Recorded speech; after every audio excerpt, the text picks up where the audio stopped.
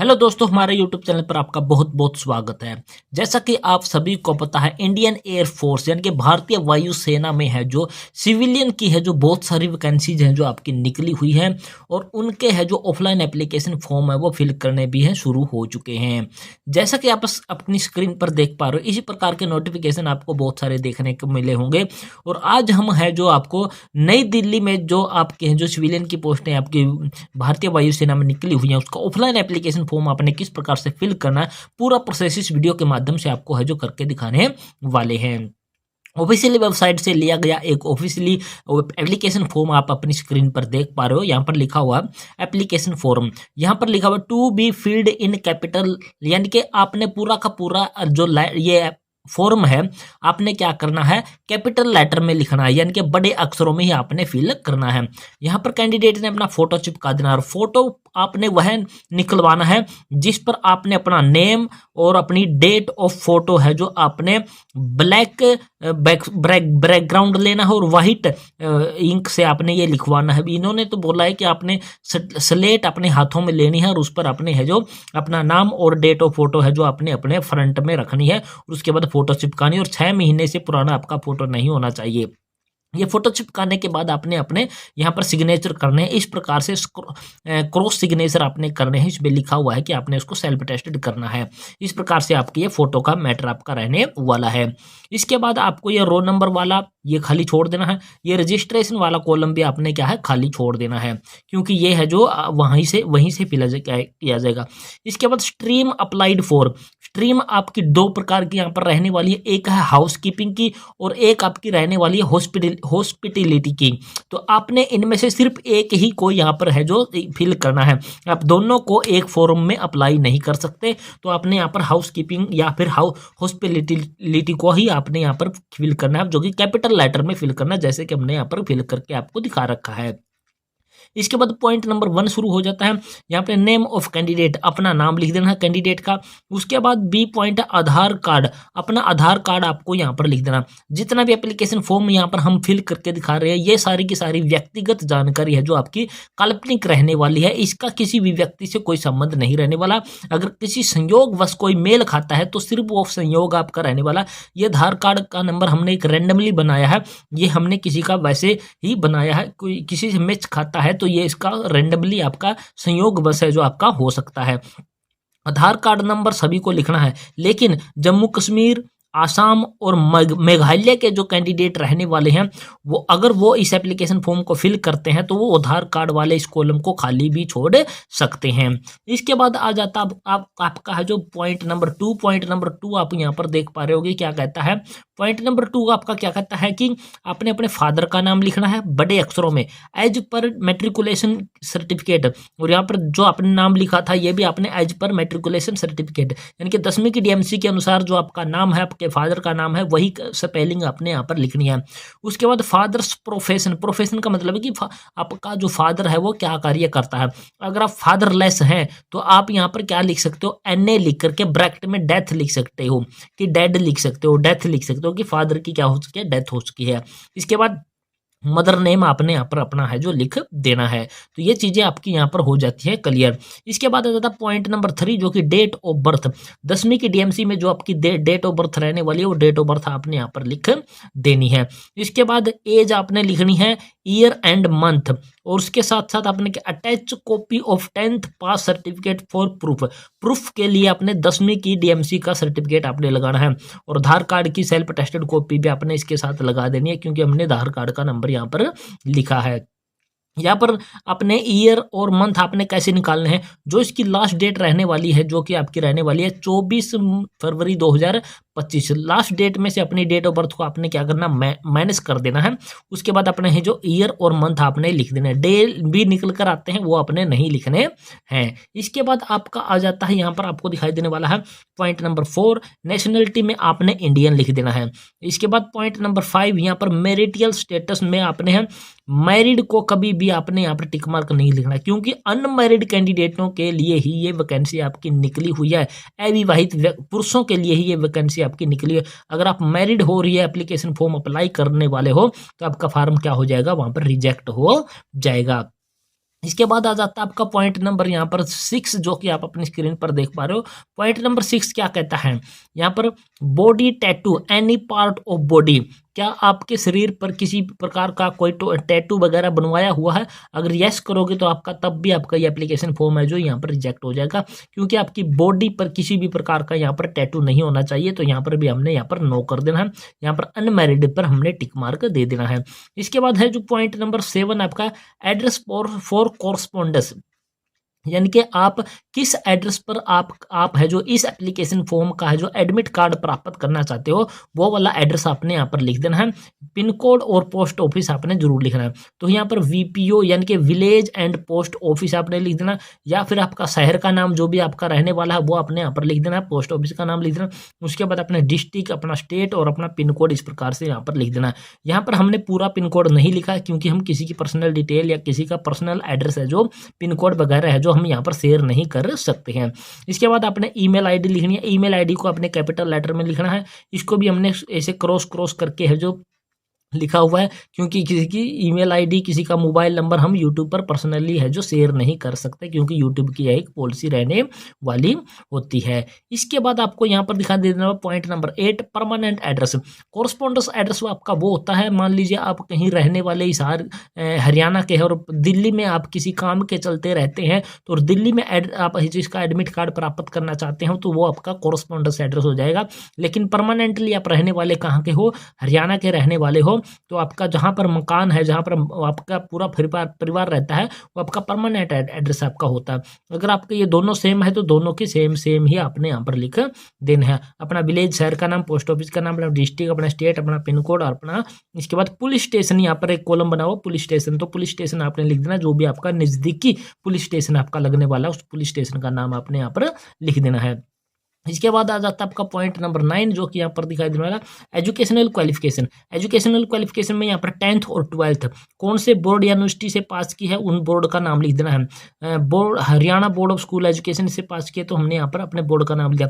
Certificate number है जो आपकी डीएमसी होती है, उसके है जो लेफ्ट हैंड में बिल्कुल टॉप कॉर्नर पर आपको सर्टिफिकेट नंबर देखने को मिलेगा इस प्रकार का, तो आपने उसको है जो यहाँ पर है जो लिख देना है। तो ये आपका पेज नंबर 1 है जो हमने यहाँ पर फिल करके दिखा दिया। पेज नंबर आपका फिल भी हो चुका है। अब हम आपको दिखाते हैं कि आपने जो आगे क्या फिल करना। पेज नंबर 2 पर हम आ जाते हैं, और पेज नंबर 2 पर जब हम पहुंच जाते हैं तो आपको यहाँ पर इस प्रकार से पेज नंबर 2 दिखाएगा।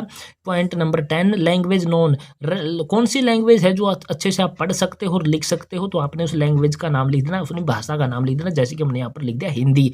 अगर आपको इंग्लिश भी आपको पढ़नी और लिखनी आती है तो आप यहाँ पर है जो इंग्लिश भी लिख सकते हो। पॉइंट नंबर 11 क्या कहता है, डिटेल ऑफ पास्ट सर्विस। अगर आपने पहले से कोई सर्विस की रखी है तो उसकी डिटेल देनी, अदरवाइज यहाँ पर नो लिख देना। प्रेजेंट ऑक्यूपेशन, अब कोई कार्य आप कर रहे हो तो उसकी डिटेल देनी, अदरवाइज इसको भी आपने नो कर देना है। पॉइंट नंबर 13 आपको दिखाई देने वाला, इज यूर फादर डिक्लेयर, आपके पिताजी इनमें से कहीं से भी जो है नौकरी वगैरह किया हुआ है, डिस्चार्ज सर्टिफिकेट वगैरह उसका है तो आपने लिख देना, अदरवाइज इसको भी आपने क्या कर देना है, यहाँ पर नो कर देना है। इस प्रकार से है जो नो कर देना है, या फिर एन इसके सामने लिख देना है। एक्सपीरियंस अगर आपके पास कोई है तो आपने यहाँ पर उसकी डिटेल दे देनी, अदरवाइज इसको नो लिख देना या फिर एन लिख देना, नॉट एप्लीकेबल। इसके बाद यहाँ पर आपको दिखाई देने वाला होगा, यहाँ पर अपनी डेट लिख देनी है, और यहाँ पर अपने कैंडिडेट ने क्या कर देना है, सिग्नेचर है जो आपने कर देने हैं। इसके बाद आ जाता है आपका यहाँ पर सर्टिफिकेट है जो आपको दिखाई देने वाला होगा। यहाँ पर क्या कहता है, सर्टिफिकेट बाय एप्लीकेंट है, सर्टिफाइड दैट, यह इन्फॉर्मेशन मेरे द्वारा सही है, जितनी भी चीजें मैं कहीं भी काम करने के लिए तैयार हूँ, विलिंगलेस चेंजेस, ये सारी मतलब कि एक प्रकार से क्या है, एक डिक्लेरेशन आपकी होती है। यहाँ पर भी आपने डेट लिख देनी और यहाँ पर अपने है जो साइन कर देने हैं। यहाँ पर आपको लिखा हुआ दिखाई देने वाला होगा, क्या कहता है ये, फिल इन कैपिटल लेटर। यहाँ पर पूरा एप्लीकेशन फॉर्म कैपिटल लेटर में ही फिल करना, जो कि हमने आपको करके दिखा दिया है। इसके बाद यहाँ पर 2-4 पॉइंट आपके और दिखाई देने वाले हो गए। यहाँ पर क्या कहता है, detail of certificate attached to be filled by candidate, candidate के द्वारा फील्ड किए हैं कि कौन कौन से सर्टिफिकेट आपने लगाए हैं। Certificate of date of birth, यानी कि 10th पास सर्टिफिकेट आपने लगाया तो यहाँ पर यस पर टिक मार्क लगा देना। सर्टिफिकेट ऑफ एक्सपीरियंस का सर्टिफिकेट लगा तो यस करना, अदरवाइज नो पर टिक मार्क देना है। Character certificate not older than 6 month, 6 महीने से पुराना नहीं होना चाहिए, जो कि आपका कैरेक्टर सर्टिफिकेट आपने इसके साथ में लगाना है। यस पर टिक मार्क देना है। उसकी फोटो कॉपी आपने इसके लगा देनी है और जब आप इंटरव्यू वगैरह के लिए जब इसकी डॉक्यूमेंट वेरिफिकेशन होगी तब आपने उसका ओरिजिनल सर्टिफिकेट है जो करेक्टर सर्टिफिकेट है जो दिखाना होता है। तो यहाँ पर करेक्टर सर्टिफिकेट आप अपने सरपंच से, अपने पंचायत ऑफिसर से या किसी स्कूल के प्रिंसिपल से भी आप है जो ये करेक्टर सर्टिफिकेट है जो आप यहाँ पर बनवा सकते हैं और इसके साथ में लगा सकते हैं। तो ये पेज नंबर 2 आपका है जो क्लियर हो गया। उसके बाद आ जाता है आपका पेज नंबर 3। पेज नंबर 3 पर आपको इस प्रकार से है जो दिखाई देने वाला होगा। ये आपका क्या है, consent certificate by parents legal guardians for candidate below 18 years of age. अगर आपकी एज 18 वर्ष से कम है तो आपके माता पिता की तरफ से भरा ये जाएगा। यहाँ पर आई के बाद आपका फादर का नेम हो जाएगा, माई सन आपका खुद का नाम हो जाएगा और यहाँ पर आपके माता या पिता के सिग्नेचर हो जाएगा। अगर यहाँ पर पिता का नाम भर रहे हो तो यहाँ पर सिग्नेचर भी पिता के होंगे। अगर यहाँ पर माँ का नाम भर रहे हो तो यहाँ पर सिग्नेचर भी किसके होंगे, माता के होंगे। अगर आपके माता पिता नहीं है और आप डिपेंडेंट है, दादा दादी के साथ किसी के साथ रहते हैं तो उसी का नाम यहाँ पर आएगा और उसी के सिग्नेचर यहाँ पर होंगे। दूसरे कॉलम में आपके खुद के सिग्नेचर होंगे। इसके बाद सिग्नेचर ऑफ कैंडिडेट, खुद के सिग्नेचर यहाँ पर होंगे। यहाँ पर डेट फिल कर देनी है, यहाँ पर भी डेट फिल कर देनी है। लीगल गार्जियन, ठीक है, ये तो हो गया जो 18 वर्ष से कम के उम्र के कैंडिडेट होने वाले होंगे। इसके बाद आ जाता है एक और है जो यहाँ पर कॉन्सेंट सर्टिफिकेट आपको दिखाई देने वाला होगा। यहाँ पर ये उनके लिए है जिनकी एज है वो 18 वर्ष से ज़्यादा है या 18 वर्ष रहने वाली है। तो उसके लिए सिर्फ आपने अपना कैंडिडेट ने अपना खुद का नाम लिख देना है, यहाँ पर अपने सिग्नेचर कर देना है और यहाँ पर आपने क्या है डेट यहाँ पर लिख देनी है। इसके बाद एक और सर्टिफिकेट आपको नीचे दिखाई देने वाला होगा। यहाँ पर ये वाला, ये आपके लिए क्या रहने वाला, ऑप्शनल रहने वाला। इसको फिल करने की कोई ज़रूरत नहीं है। Certificate by chief administrative officer, senior administrative officer, optional. ये आपको बिल्कुल भी फिल करने की कोई भी ज़रूरत आपकी नहीं रहने वाली है क्योंकि ये आपका है ऑप्शनल है जो रहने वाला है। तो ये हो गया आपके पेज नंबर 3 यहाँ पर क्लियर।